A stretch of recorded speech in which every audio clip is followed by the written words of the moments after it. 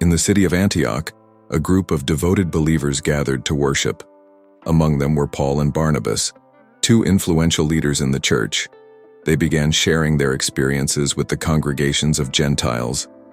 As they were worshiping with a congregation of Gentiles, a group of men from Judea, they claimed to be believers themselves. However, these men brought with them a troubling message.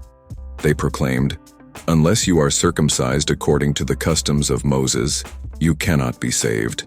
This declaration caused confusion and unrest within the church in Antioch. Paul and Barnabas vehemently opposed this notion. They argued that salvation came through faith in Jesus alone, and not through adherence to ancient customs. To resolve the matter, the church in Antioch appointed Paul and Barnabas along with some others to travel to Jerusalem. They were to seek the wisdom of the apostles and elders there. Upon their arrival, they were warmly welcomed by the church and begun to share the incredible stories of God's work among the Gentiles of Antioch. However, some believers from the party of the Pharisees rose up and insisted that it is necessary to circumcise those of the church in Antioch, and for them to keep the law of Moses. When the apostles and elders heard this, they were greatly troubled. They engaged in an intense discussion and prayer. As the discussion intensified, Peter stood up to address the assembly. He reminded them of how God had chosen him to bring the gospel to the Gentiles and of how the Holy Spirit had been poured out upon them. Peter argued that by attempting to place the yoke of the law upon the Gentiles, it would be contrary to the grace of God.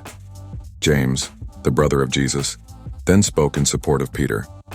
James used the scriptures to show how God's plan had always included the Gentiles. He proposed that they write a letter.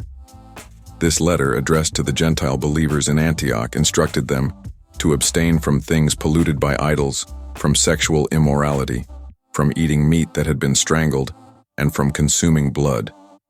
The apostles, the elders, and the whole church agreed with this decision.